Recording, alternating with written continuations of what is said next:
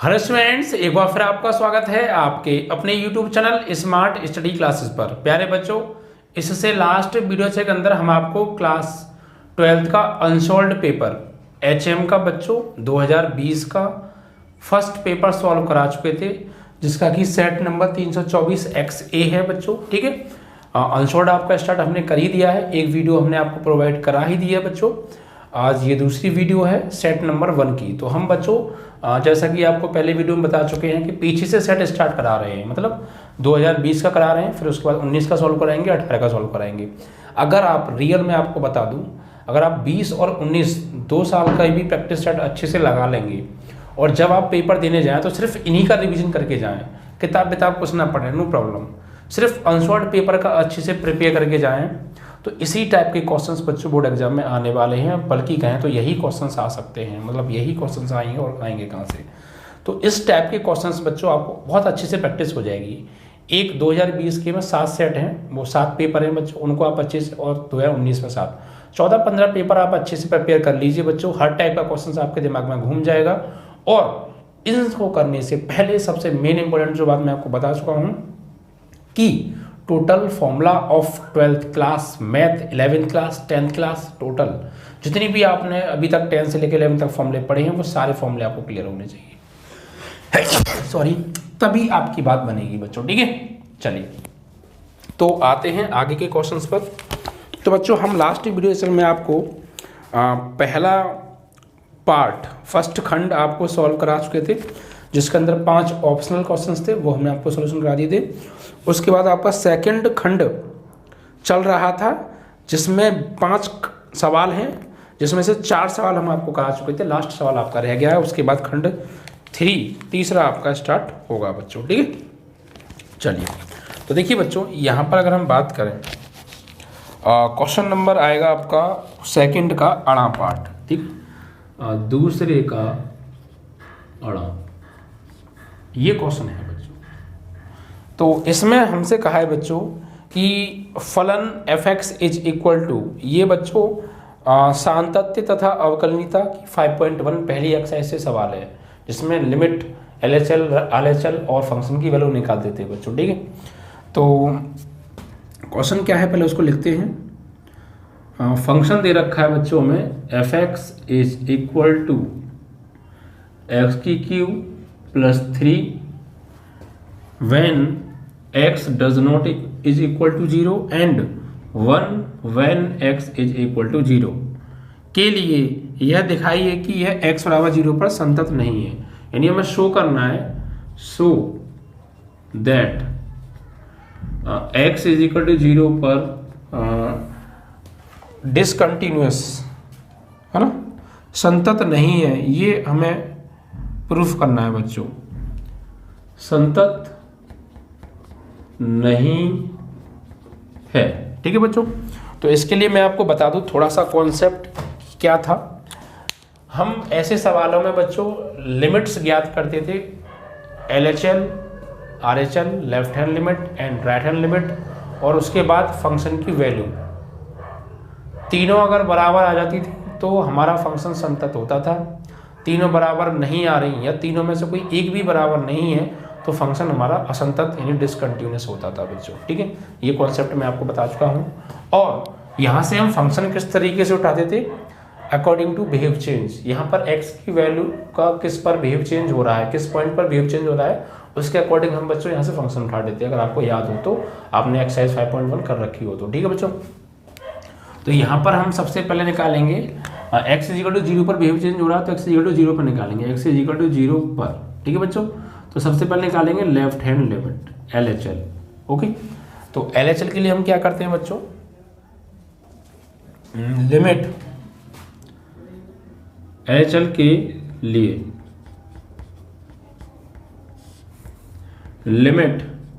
Limit x tends to 0 - fx।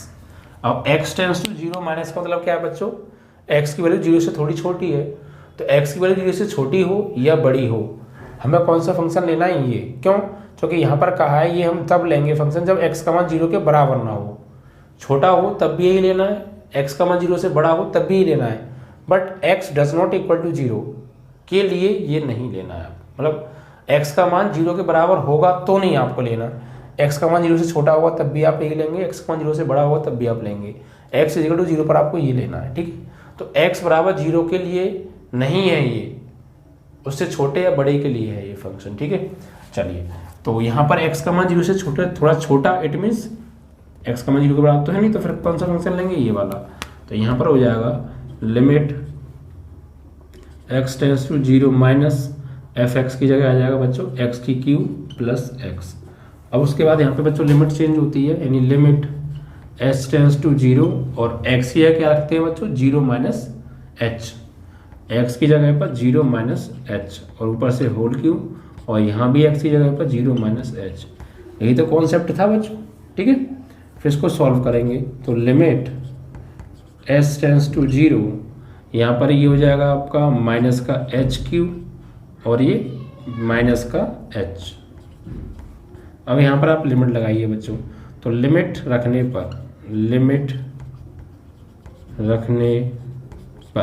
तो limit लगाएंगे बच्चों, तो h ये क्या लगाने वाले हैं 0, यानी माइनस 0 का क्यूब माइनस 0, यानी फाइनली क्या आ जाएगा 0 आ जाएगा। तो लेफ्ट हैंड लिमिट कितनी आ रही है हमारी 0। अब निकालेंगे RHL के लिए, फॉर RHL। तो यहाँ पर क्या लिखते हैं RHL के लिए limit x tends to 0 plus fx। तो x टेंड्स टू 0 प्लस मतलब 0 से थोड़ा बड़ा, तो 0 से छोटा हो या बड़ा हो फंक्शन तो ही लेना है। तो यहाँ पर आएगा limit x tends to 0 plus function आएगा x³ प्लस x, ठीक है बच्चों। अब देखिए यहाँ पर क्या करेंगे, तो यहाँ पर हम जब लगाएंगे लिमिट, तो लिमिट ये आपका हो जाएगा s टेंड्स टू 0 और fx plus h, 0 plus h यहाँ पर हम लगाने वाले हैं, ठीक है।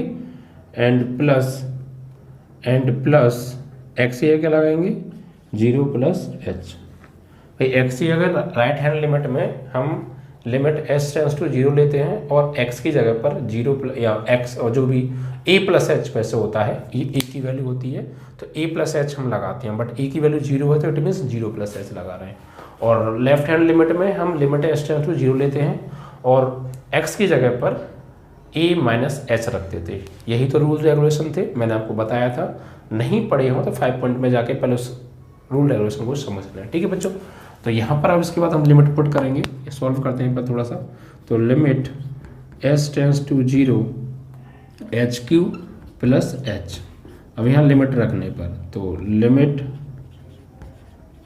पुट करने पर, तो लिमिट जब यहाँ पे हम पुट करेंगे तो क्या हो जाएगा 0 का क्यूब प्लस 0, यानी फाइनली क्या आ गया 0, यानी लेफ्ट हैंड लिमिट आ गई 0, राइट हैंड लिमिट भी आ गई 0। अब बात करेंगे फंक्शन की वैल्यू की, तो यहाँ पर आप लिखेंगे x = 0 पर फलन का मान। तो बच्चे फलन क्या होगा x = 0 पर, x = 0 पर जो फलन होगा fx = 1 और f0 = क्या आएगा 1। तो हमने क्या देखा, लेफ्ट हैंड लिमिट या फिर आप ये लिख दीजिए LHL = RHL does not equal to function की वैल्यू, यानी LHL और RHL तो बराबर आ रही हैं बट फंक्शन की वैल्यू x = 0 पर LHL और RHL के बराबर नहीं आ रही।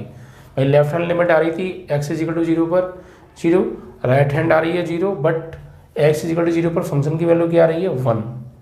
तो इट मीन्स हम कब कहते थे कि फंक्शन कंटिन्यूस होगा, जब left hand limit, right hand limit और फंक्शन की वैल्यू तीनों सेम आती थी, ठीक है।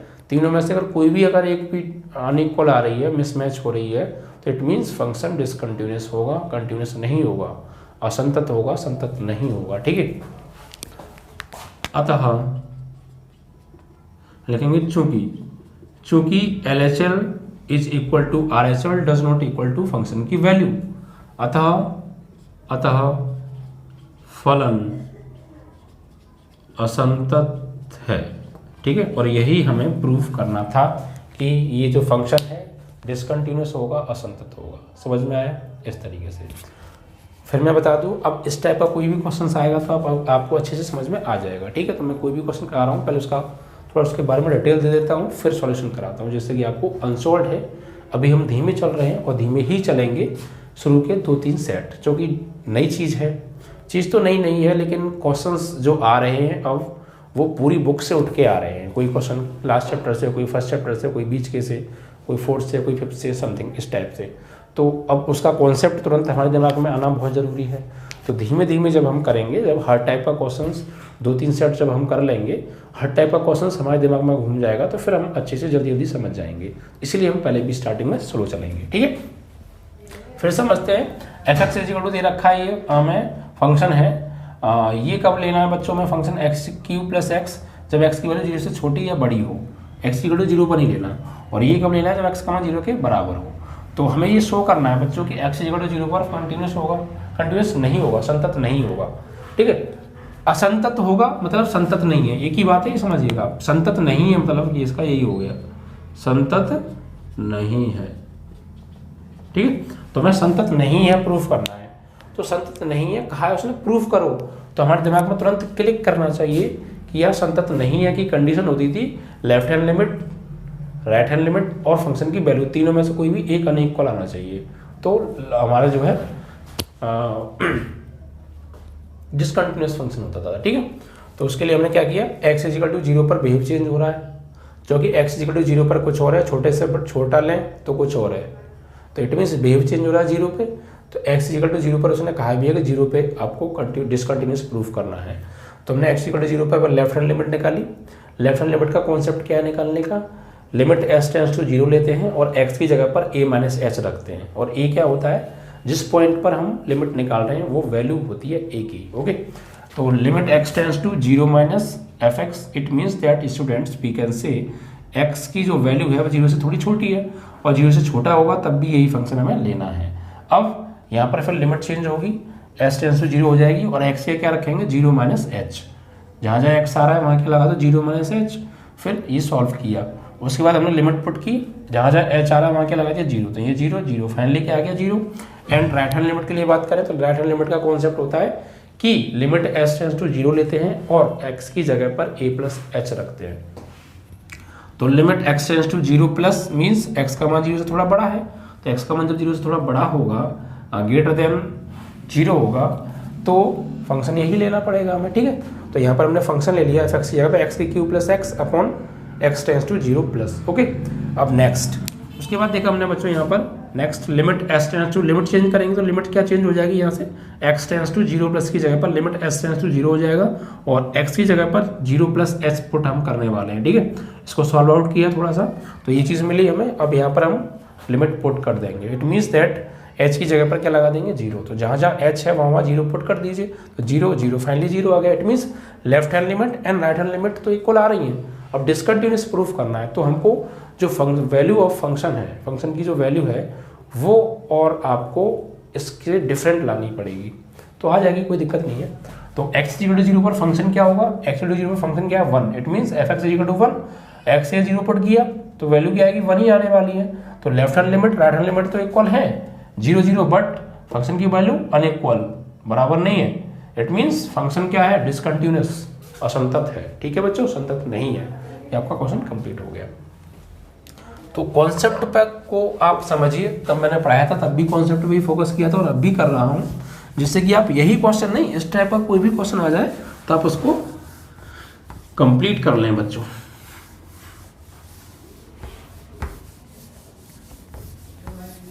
चलिए नेक्स्ट क्वेश्चन है बच्चों, ये आपका सेकंड पार्ट खंड जो था 2, आई थिंक ये समाप्त हो गया आपका, यस। अब चलेगा आपका तीसरा पार्ट सवाल। तीसरा सवाल का फर्स्ट सवाल है बच्चों, तीसरे का फर्स्ट। सभी खंडों को हल करना है। इसके अंदर बच्चों 1 2 3 4 और 5 4 सवाल हैं, ठीक है। पहले खंड में 5 सवाल थे 1 नंबर के, दूसरे में भी 5 सवाल थे 1 नंबर के, यानी 10 नंबर का अभी तक हम पेपर कर चुके हैं, ठीक है। अब 2 नंबर के सवाल हैं, इसमें 4 सवाल हैं तो 8 नंबर के और चारों करने हैं आपको, ठीक है। चलिए, तो पहला मतलब है का, तीसरे का। इसमें हमें दे रखा है बच्चों, यदि y is equal to cot inverse under root में 1 plus x square plus 1 upon x, ठीक है। तो dy ओवर dx निकालना है, dy ओवर dx। तो ये अवकलन से है बच्चों सवाल, ठीक है। dy ओवर dx आप समझ गए होंगे। तो यहाँ पर हम बच्चों क्या करें, तो यहाँ पर थोड़ा सा इसको अवकलन विद इनवर्स ट्रिग्नोमेट्रिकल फंक्शन, ये क्वेश्चन है। तो इसको हम क्या करेंगे, यहाँ पर कुछ वैल्यू रखेंगे, x की जगह पर कोई भी ट्रिग्नोमेट्रिकल रेशियो रखेंगे हम यहाँ पर, ठीक है। और उसको सॉल्व आउट करेंगे, यानी इस टाइप से यहाँ पे हम वैल्यू रखेंगे कि इसको सॉल्व आउट करके, इस एंगल को सॉल्व करके अंदर मुझे कॉट मिलना चाहिए, बिकॉज बाहर कॉट इनवर्स आ रहा है, तो कॉट इनवर्स से कॉट कभी तो हटेगा, ठीक है। तो हमें कुछ ऐसा सोच के रखना है, यानी ट्रिग्नोमेट्रिकल रेशियो ऐसे पुट करना है यहाँ पे x की जगह पर ट्रिग्नोमेट्रिकल रेशियो, कि उसको सॉल्व आउट करके बाहर अगर कॉट इनवर्स है तो अंदर कॉट मिले। ये मैंने आपको जब कराए थे क्वेश्चंस तो मैंने आपको बताया भी था, पुट करने वाली एक्सरसाइज थी, लेट करने वाली भी एक्सरसाइज थी, तो वो अच्छे से आपने पे करना, ठीक है। तो यहाँ पर हम एक्चुअली पुट करें, देखिए आप थोड़ा एक बार सोच लीजिए, अगर हम यहाँ पे x की जगह tan थीटा पुट करें, x की जगह tan थीटा पुट करें तो 1 प्लस tan स्क्वायर थीटा हो जाएगा, 1 plus tan square theta sec square theta होता है, स्क्वायर से रूट कट जाएगा, sec theta plus 1 upon tan theta हो जाएगा, फिर sec को 1 upon cos plus 1 upon sine over cos, LCM लेंगे cos से cos कट जाएगा, तो ये हो जाएगा आपका 1 plus cos x upon sine, फिर cos x का 1 कैंसिल करने वाला फॉर्मूला लगा देंगे साइन की फॉर्म में, ठीक है, 1 माइनस 2 साइन स्क्वायर, और अपॉन नीचे 1 कैंसिल करने वाला cos वाला लगाएंगे बच्चों हम, ठीक है। तो फिर जो है नीचे क्या आएगा साइन, तो कॉट बन जाने की संभावना है, देखते करके, ठीक है, बनेगा वैसे। जैसे मान लीजिए अगर मैं यहाँ पे एक साइड में थोड़ा सा कैलकुलेशन करके देख लेते हैं, 1 plus tan square sec square, sec का 1 पॉन cos, तो 1 पॉन cos यानी 1 प्लस cos x हो जाने वाला है, और नीचे साइन ओवर cos, cos से कॉट कर जाएगा साइन हो जाएगा। अब यहाँ पे मुझे इसको कॉट बनाना है, तो कॉट बन जाएगा क्या ये, तो यहाँ पे 1 प्लस इसका फॉर्मूला लगेगा 1 minus 2 cos square x minus 1 x y 2 minus 1, और यहाँ 2 sin x by 2 cos x by 2, cos से cos की पावर कट जाएगी, एक साइन बचेगा, यस हो जाएगा, बात बन जाएगी बच्चों। ये थोड़ा सा आपको सोच के चलना है एक्स्ट्रा।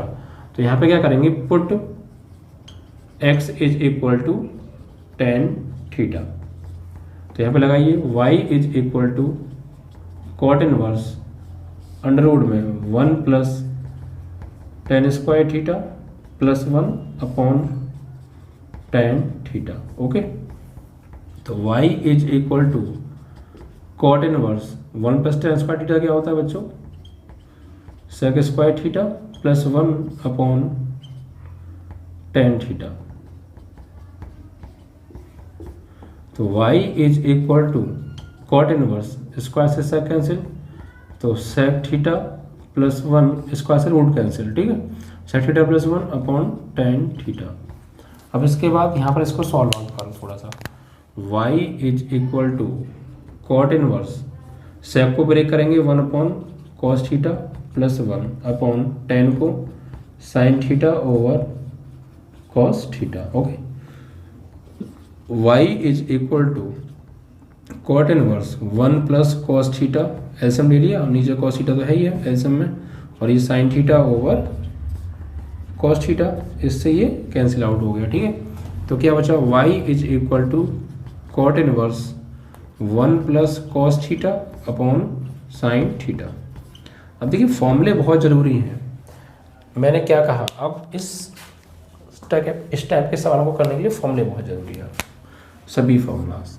तो y is equal to cot inverse, अब यहाँ पे cos थीटा का 1 कैंसिल करने वाला फॉर्मूला बाई 2 वाला, तो 2 cos square theta by 2 minus 1 upon sine theta का बाई 2 वाला 2 sine theta by 2 cos theta by 2, इससे ये कैंसिल आउट हो गया। तो y is equal to cot inverse 2 cos square theta by 2 divide by 2 sine theta by 2 cos theta by 2, 2 से 2 cancel, ठीक है, और cos से इसका ये पावर कैंसिल।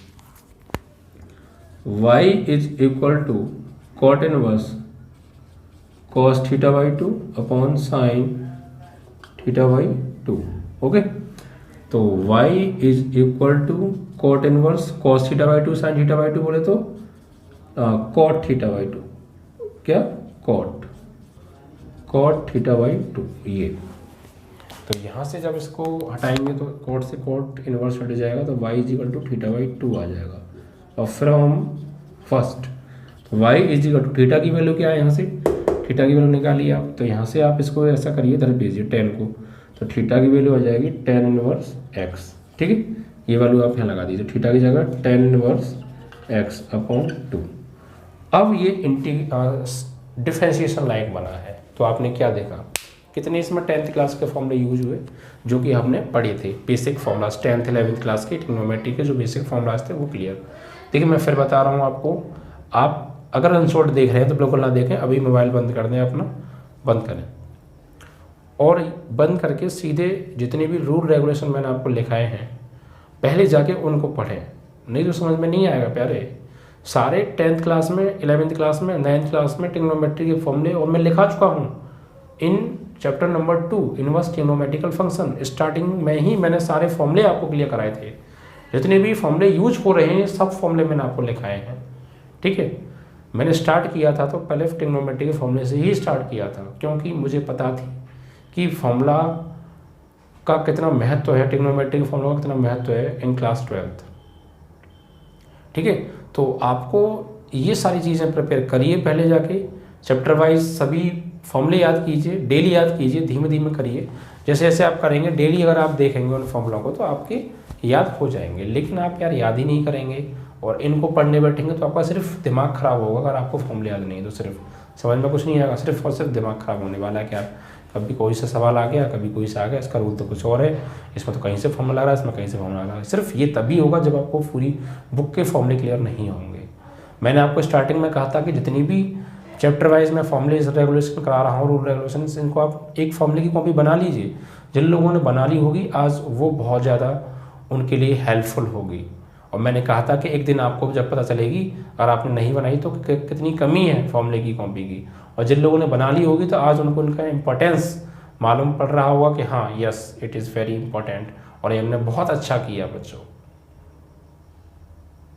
तो आपने अगर नहीं बनाई है तो अभी भी 8-7 दिन जो भी बिगाड़ना चाहते हैं और बिगाड़ें, कॉपी बनाएं। तुम नहीं जानते हो कितना इंपॉर्टेंट चीज़ है ये। ठीक है, तो आपने देखा यहाँ पर कितनी जगह 10th क्लास में फॉर्मूला यूज है। देखो एक यहाँ पर, ठीक है, एक, फिर उसके बाद यहाँ से दूसरा, ये तीसरा, ठीक है, फिर उसके बाद ये कैंसिल आउट हो गए। यहाँ पर फिर ये चौथा फॉर्मूला, यहाँ नीचे 5वां फॉर्मूला, यहाँ पर ये 6वां फॉर्मूला। 6 फॉर्मूले यहाँ पर यूज हुए हैं इस सवाल के अंदर, वो भी 10th क्लास के बेसिक फॉर्मूले, उनसे मिल के सवाल सॉल्व।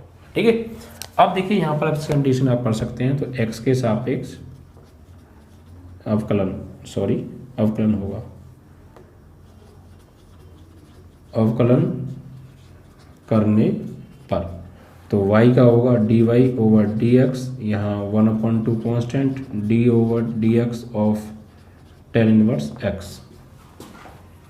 तो dy over dx is equal to 1/2 tan inverse x का अवकलन का फॉर्मूला होता है 1/1 प्लस एक्स स्क्वायर। तो dy over dx is equal to 1/2 1 plus x square answer. ठीक है, ये आपका सवाल सॉल्व हो गया, 2 नंबर में आया है। समझ में आ रहा है? तो फॉर्मूले का कितना महत्व है वो अब आप समझ पा रहे होंगे। ठीक है, बिना फॉर्मूलों के आप हिल नहीं सकते हैं, एक भी लाइन आप आगे नहीं बढ़ सकते हैं। और फॉर्मूले अगर आपको याद होंगे ना तो आपका दिमाग स्वतः ही चलेगा, और आपको फॉर्मूले याद नहीं है तो फिर आपका दिमाग नहीं चल पाएगा। फॉर्मूला सीढ़ी हैं जिन पर हम आगे बढ़ते हैं, अगर वो नहीं तो फिर नहीं। तो इस तरीके से बच्चों ये 3rd पार्ट का फर्स्ट क्वेश्चन कंप्लीट हुआ। अब देखिए 2nd क्वेश्चन, तीसरे का खा। इसमें क्या है बच्चों, सदिश दे रखे हैं हमें और इनके बीच का कोण हमसे निकलवाया है बच्चों।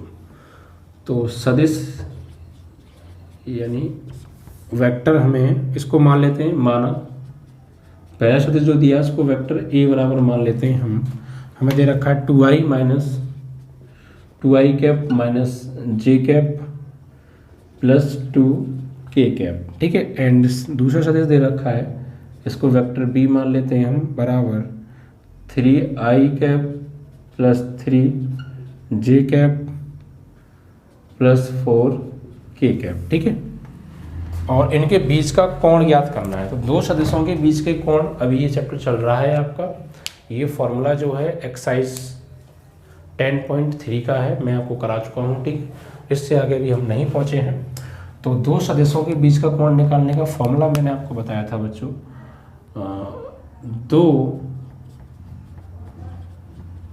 सदिशों के बीच का कोण cos theta is equal to vector A dot vector B upon mod vector A into mod vector B. ये था बच्चों फॉर्मूला। तो दो सदिशों के बीच का कोण निकालने के लिए हमें पहले वेक्टर ए डॉट वेक्टर बी यानी ए और बी का डॉट प्रोडक्ट पता होना चाहिए और फिर उनके मापांक की वैल्यू पता होनी चाहिए, ठीक है, जिन सदस्यों के बीच का कोण हम निकाल रहे हैं, ठीक है। तो यहाँ पर देखिए बच्चों, सबसे पहले हम वेक्टर ए डॉट वेक्टर बी निकालेंगे। तो वेक्टर ए डॉट वेक्टर बी यानी इन दो सदस्यों का डॉट प्रोडक्ट निकालेंगे। तो वेक्टर ए की वैल्यू कितनी है, 2i कैप माइनस जे कैप प्लस 2 के कैप, ठीक है, डॉट वेक्टर बी की वैल्यू कितनी है, 3i cap plus 3j cap plus 4 के कैप, ठीक है। अब डॉट प्रोडक्ट कैसे करते हैं, i का i के साथ, j का j के साथ, k का k के साथ। और i j के एक एकक सदिश हैं, एकांक सदिश हैं, एक लंबाई के एकक सदिश हैं। तो इनका जो डॉट प्रोडक्ट होता है वो बच्चों 1 होता है। i dot i is equal to क्या होता है 1, j dot j is equal to क्या होता है 1, k डॉट k क्या होता है 1, ठीक है। तो आइए करते हैं। तो vector A dot vector B is equal to 2 का 3 के साथ 6, i डॉट i 1, ठीक है। उसके बाद यहाँ पे 1 होगा, 1 का -3 में तो -3, j का j के साथ 1 प्लस 2 4 जा 8, k का k के साथ 1। तो vector A dot vector B is equal to 6 -3 plus 8। तो vector A dot vector B is equal to 6 और 8 कितना हो गया 14 माइनस 3, यानी vector A dot vector B is equal to कितना आ गया आपका ये 11, कितना आ गया बच्चों 11 आ गया, ठीक है। Vector A dot vector B is equal to 11 आ गया। अब इनका मापांक निकालिए। तो वेक्टर ए का मापांक क्या होगा, अंडर रूट में आई के गुणांक का वर्ग प्लस जे के गुणांक का वर्ग प्लस के गुणांक का वर्ग। तो आई का गुणांक का वर्ग यानी 2 का स्क्वायर प्लस जे का गुणांक का वर्ग यानी -1 का स्क्वायर और के के गुणांक का वर्ग यानी 2 का स्क्वायर। तो मॉड वेक्टर ए बराबर अंडर रूट में 4 प्लस 1 का स्क्वायर 1 प्लस 4, यानी मॉड वेक्टर ए बराबर अंडर रूट में 9 आ गया। तो इसका वर्गमूल आएगा आपका 3, ठीक है। इसी प्रकार आप निकालिए मॉड वेक्टर बी। तो मॉड वेक्टर बी बराबर अंडर रूट में आई के गुणांक का वर्ग यानी 3 का स्क्वायर, जे के गुणांक का वर्ग यानी 3 का स्क्वायर, के गुणांक का वर्ग यानी 4 का स्क्वायर। तो vector B is equal to 9 plus 9 plus 16। तो vector B is equal to 9 और 9 18, 9 प्लस 9 कितना हो गया 18, 18 प्लस 6 24 और ये होगा 34, ये तो आएगा, ठीक है। 9 9 18, 18 6 24 और 10 34, रूट 34 आ गया वेक्टर बी की वैल्यू, ठीक है। अब इनके बीच का कोण निकालना है हमें। तो cos theta is equal to vector A dot vector B upon mod vector A into mod vector b. तो cos theta is equal to vector a की वैल्यू, वेक्टर ए डॉट बी कितना आ रहा है 3 अपॉन मॉड वेक्टर ए की value आ रही है vector ए dot B की वैल्यू आ रही है 11 अपॉन इसकी वैल्यू मॉड वेक्टर ए की वैल्यू 3 और इसकी वैल्यू रूट 34। तो cos theta is equal to 11 upon 3 under root 34। तो थीटा की वैल्यू आ जाएगी यहाँ से cos inverse 11 upon 3 under root 34, ठीक है। इस तरीके से ये आपका आंसर थोड़ा सा आ तो ऐसे ही रहा है, कुछ नॉर्मल वैल्यू नहीं आ रही है। एक बार मैं चेक कर लेता हूँ। 2i minus j plus 2k, 3i plus 3j plus 4k, ठीक है। फिर तो कोई दिक्कत ही नहीं है। हमने इसका डॉट प्रोडक्ट निकाला तो 2 3 जा 6 और ये -3 एंड ये 2 4 जा 8, तो 6 -3 + 8, 8 और 6 14 में से 3 गया आपका 11 ही आएगा। इसका 4 1 और ये 4 8 9 3, ठीक है। ये आपका 9 9 और 6 16, तो 16 और 9 25 और 9 34, तो √34, ठीक है। इट इज़ आपका यही आपका आंसर होगा, ठीक है। ये आपका हो गया बच्चों खा, पहले सेट का तीसरे का खा, यही आपका बच्चों आंसर भी आ रहा है। थोड़ा सा मुझे लगा था कि यार ये वैल्यू थोड़ा अजीब सी आ रही है, कुछ नॉर्मल सॉल्व होके 60 डिग्री 45 डिग्री कुछ ऐसा आता, लेकिन नहीं है, अनसॉल्व में भी यही आपका आंसर है, ठीक है। चलिए, तो तीसरे का खा क्वेश्चन बच्चों आपका कंप्लीट हो गया।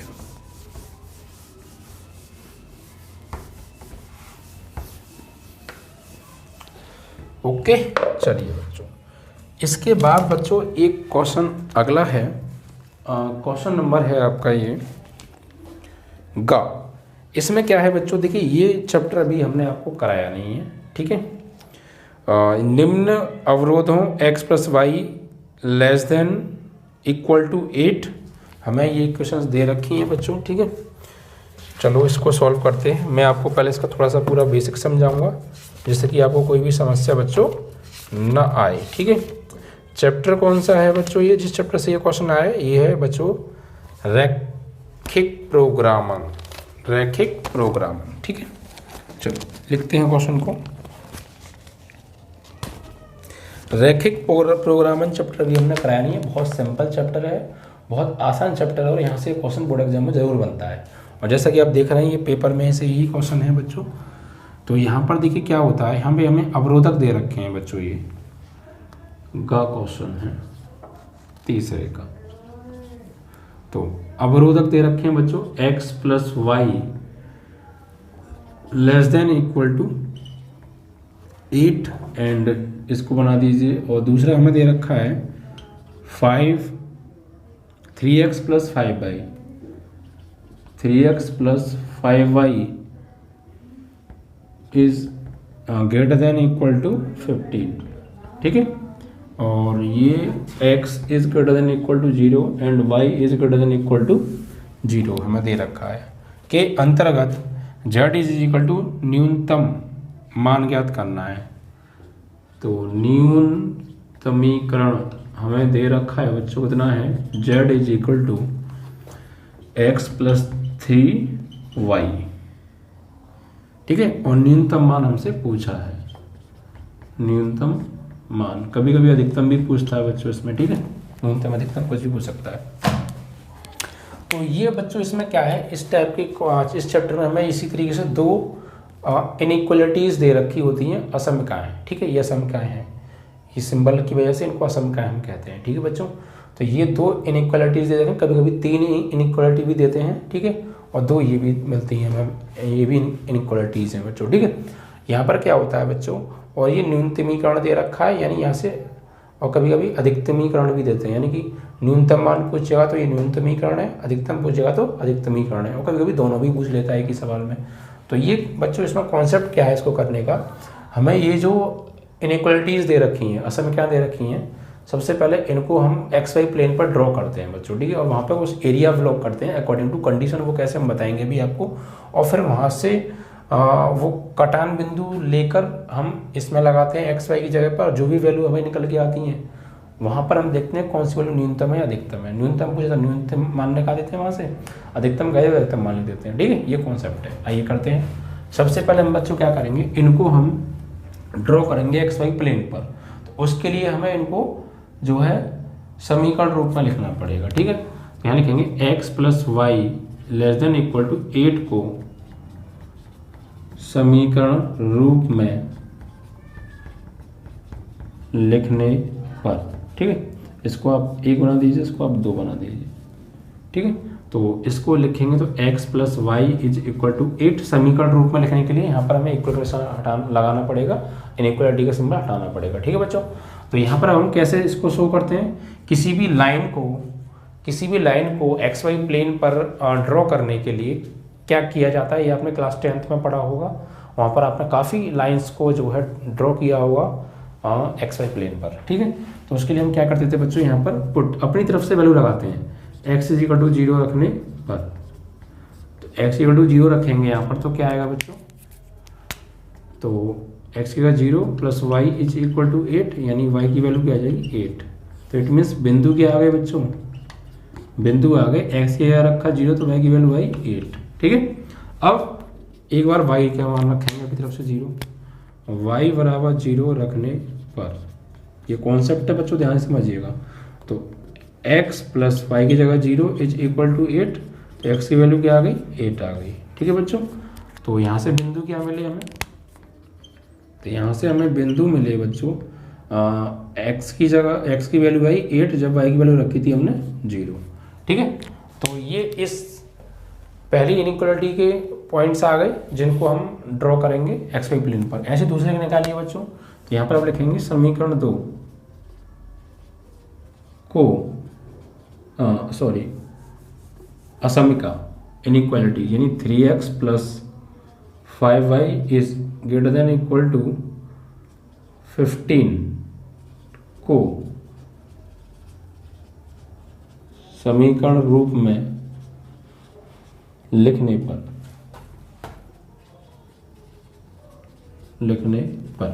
तो क्या होगा 3x plus 5y is equal to 15। अब यहाँ पर पुट करेंगे बच्चों वैल्यू, x बराबर 0 रखने पर, तो 3 इंटू एक्स की 0 plus 5y is equal to 15, तो 5y इज इक्वल टू 15, 5 3 जा 15, तो y की वैल्यू क्या आ गई 3 आ गई। इट मीन्स बिंदु क्या आ गए बच्चों, जब x की वैल्यू लगाई 0 तो y की वैल्यू आ गई 3। ठीक है, एंड नेक्स्ट अब रखेंगे एक बार y बराबर 0 रखने पर, इसी तरीके से तो हम पहले रखते थे अपनी तरफ से x बराबर 0 है, y बराबर 0 है, कुछ और भी रख सकते हैं आप, कोई दिक्कत नहीं है इनको एक्स वाई प्लेन पर ड्रॉ करने के लिए। ठीक है, तो 3x प्लस 5 इंटू वाई की जगह 0 इज इक्वल टू 15, तो 3x इज इक्वल टू 15, 3 5 जा 15, तो x इज इक्वल टू क्या आ गया 5 आ गया। तो बिंदु क्या आ गए बच्चों, बिंदु आ गए आपके y की जगह हमने क्या लगाया 0, तो x की वैल्यू क्या आई 5। ठीक है, ये बिंदु आ गए। अब इनको बच्चों हम ड्रॉ करेंगे एक्स वाई प्लेन पर, तो उसके लिए क्या करना पड़ेगा, एक्स वाई प्लेन बनाना पड़ेगा यहाँ पे हमें। ठीक है, इस तरीके से, तो यहाँ पर ये ओरिजिन पॉइंट होता है 0,0।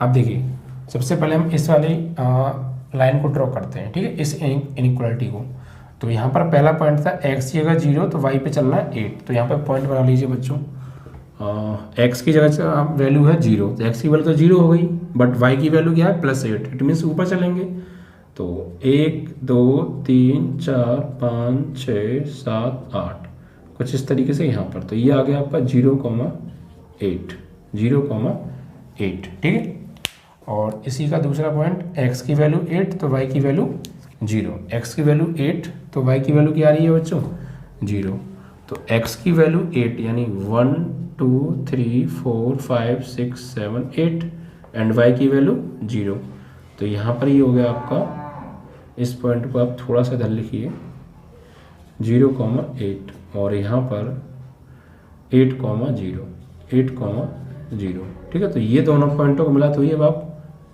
लाइन थोड़ा सा सीधा खींचेंगे, साफ सुथरा चित्र बनाएंगे। ठीक है, गंदगी ना करें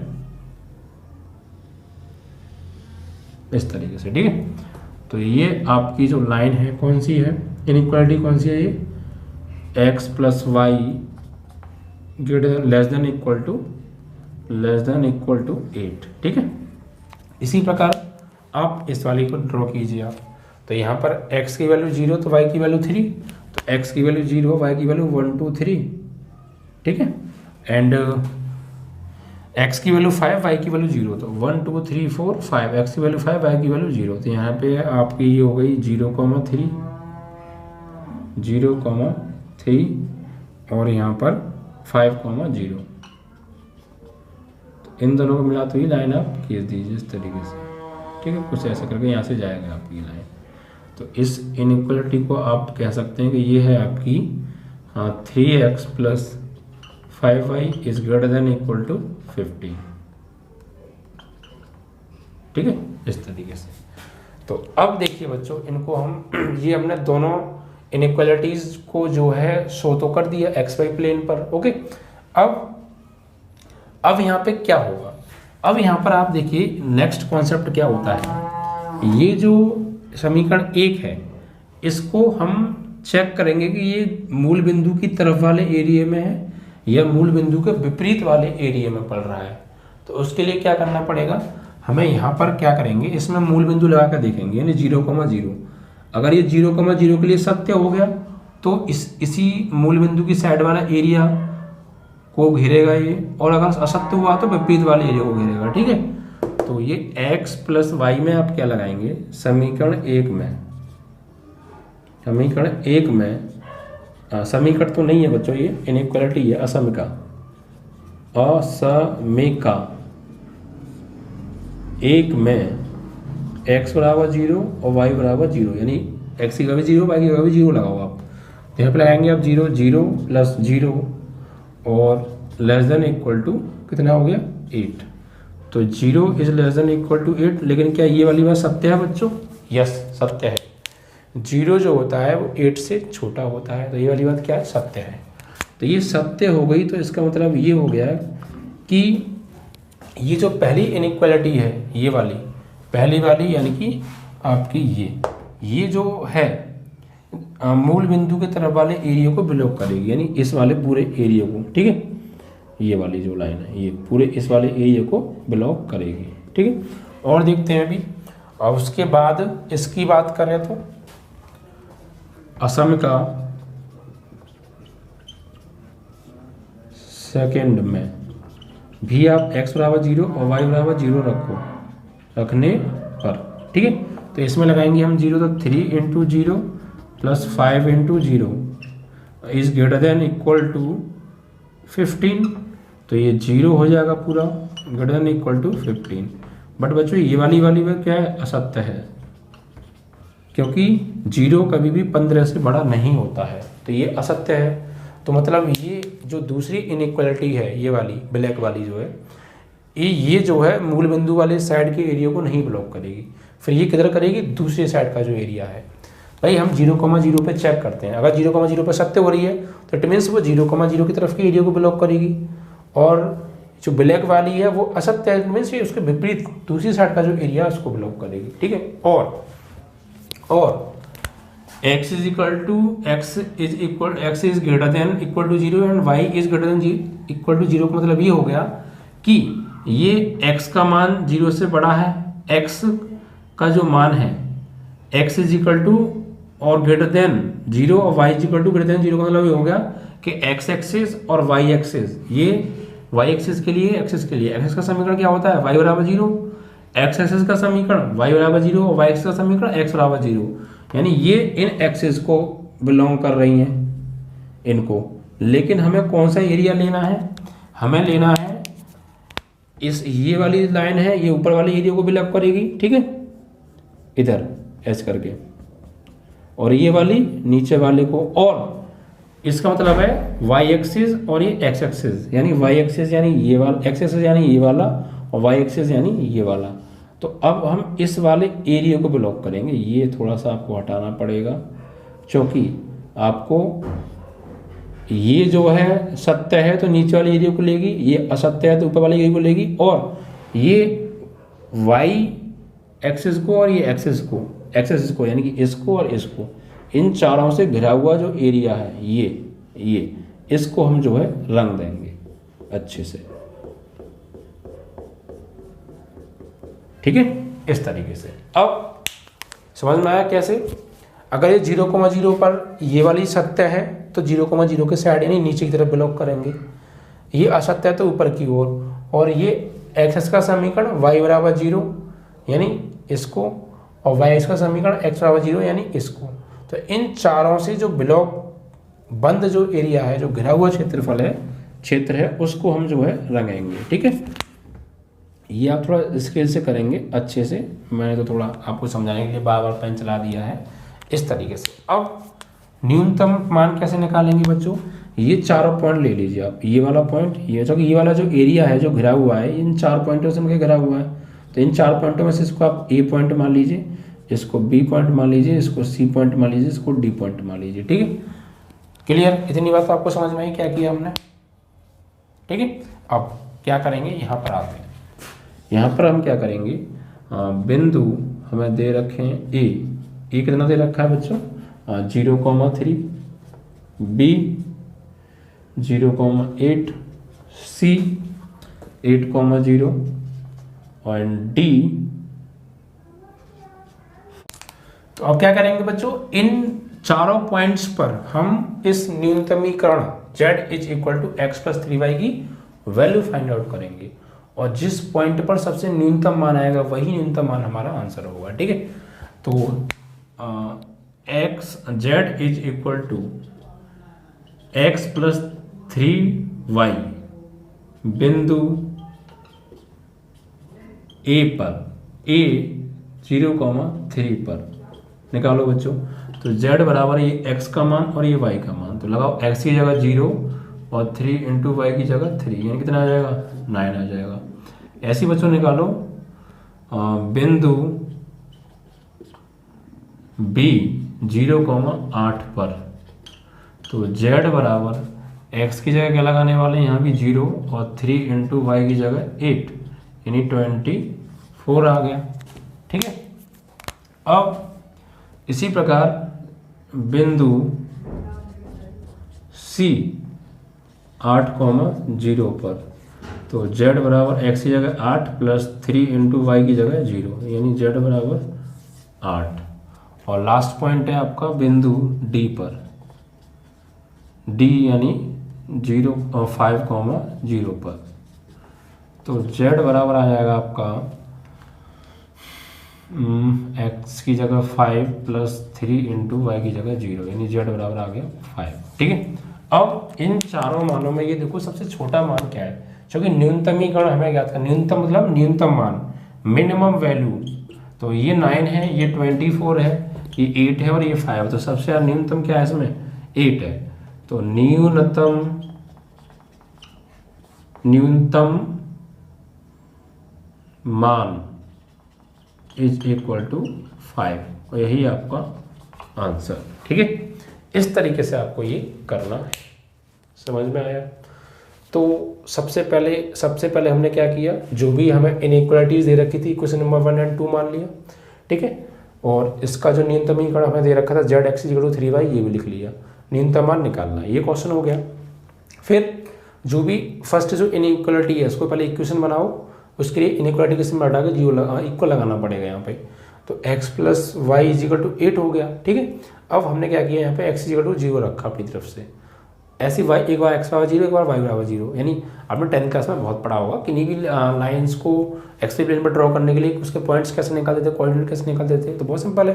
ठीक है, एक बार x बराबर 0 रखो तो y की वैल्यू 8, एंड तो 0,8 आ गया पॉइंट्स। एक बार y की वैल्यू 0 रखो तो x बराबर 8, तो x बराबर 8 आ गया पॉइंट। ठीक है, तो बिंदु आ गए। ऐसे ही 3x plus 5y greater than equal to 15, second inequality, इसको इक्वेशन रूप में लिख लो। एक बार x बराबर 0 तो y की वैल्यू 3, 0,3 पॉइंट आ गए। एक बार y की वैल्यू 0 रखो तो x की वैल्यू 5, 5,0 पॉइंट आ गए। ठीक है, अब ये दोनों पॉइंटों को क्या रखेंगे बच्चों, ये दोनों पॉइंट आ गए। अब इन पॉइंट्स को कहाँ, एक्स वाई प्लेन पर ड्रॉ करेंगे। तो एक्स वाई प्लेन पर ड्रॉ कर दिए, पहली लाइन ये दूसरी लाइन। अब और एक क्या है, x is equal to greater than equal to 0 and y greater than equal to 0, मतलब है कि एक्स का समीकरण y बराबर 0 यानी ये, और y का समीकरण x बराबर 0 यानी ये दोनों x और y एक्सिस को डिनोट करेंगे। तो अब हमें इन लाइन से और एक्सिस और y एक्सिस से घिरा हुआ क्षेत्रफल निकालना है। कैसे घिरा हुआ, कैसे, उसके लिए पहले हमें इसको चेक करना पड़ेगा कि ये मूल बिंदु के साइड वाला एरिया को लेगा या विपरीत वाले एरिया को लेगा। तो वो कैसे चेक करते हैं, ये मूल बिंदु लगाते हैं इस इनइक्वालिटी में। ठीक है बच्चों, x की जगह 0, y की जगह 0, तो क्या आया 0 लेस देन इक्वल टू 8, तो ये वाली बात सत्य है, क्योंकि 0 जो होता है वो 8 से छोटा होता है, तो ये सत्य है। इसमें ये वाली जो लाइन है मूल बिंदु के साइड वाले एरिया को बिलोंग करेगी नीचे की ओर, और इसको चेक किया तो ये आ रही है असत्य, मतलब ये फिर मूल बिंदु के साइड को नहीं, ऊपर की साइड, उसके जस्ट विपरीत साइड का एरिया को बिलोंग करेगी, और ये एक्स एक्सिस और वाई एक्सिस तो इनसे ब्लॉक जो एरिया है ये वाला एरिया आ गया आपका। अब ये जो एरिया है किन बिंदुओं से घिरा हुआ है, तो ये 4 पॉइंटों से घिरा हुआ है, ए बी सी डी। इन 4 पॉइंटों को ही लेंगे और इन चारों पॉइंट्स पर इस न्यूनतमीकरण z equal to x plus 3y की वैल्यू फाइंड आउट करेंगे। तो एक आ रही है +9, 24, 8, 5। इन सब में न्यूनतम कौन सा है, क्योंकि हमसे न्यूनतम मान पूछा है, तो वो आ रहा है आपका 5। आपका आंसर 5 हो जाएगा। अधिकतमीकरण पूछता, अधिकतम मान पूछता, तो फिर आपका आंसर होता 24। ठीक है बच्चों, इस तरीके से आपका ये क्वेश्चन कंप्लीट।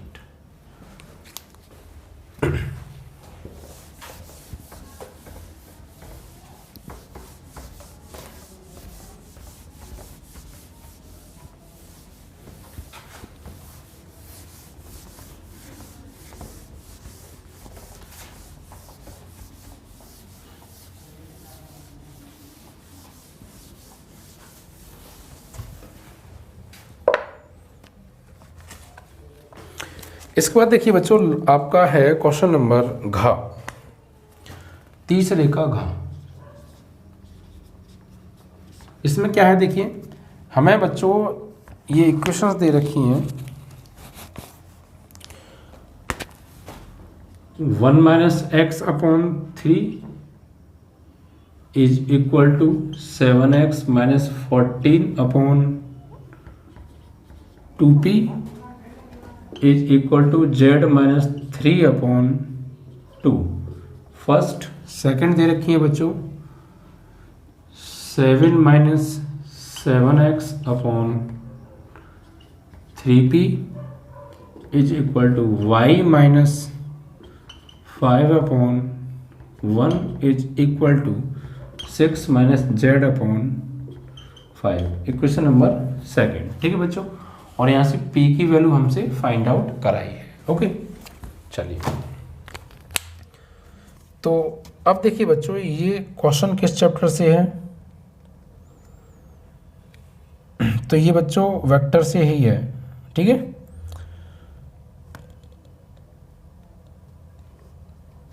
कहाँ से है बच्चों, ये वेक्टर वाले से ही।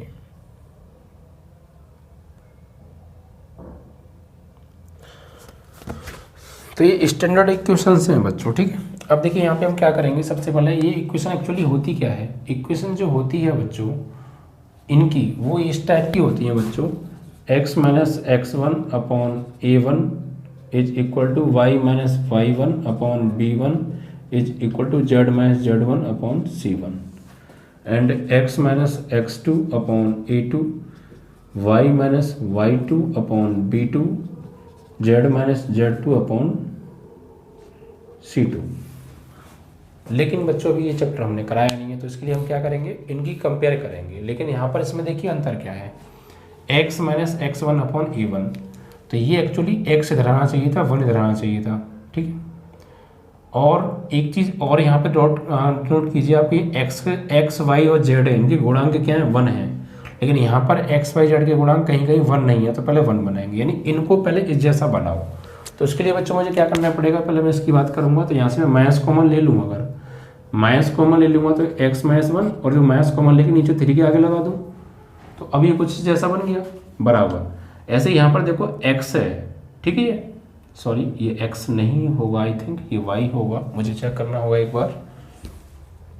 Yes, it is y, 7y, ये y है बच्चों। ठीक है, अब यहाँ पर देखिए y का गुणांक 1 होना चाहिए, तो यहाँ पे 1 कैसे बनाऊंगा, जो भी गुणांक है उसे कॉमन ले लो।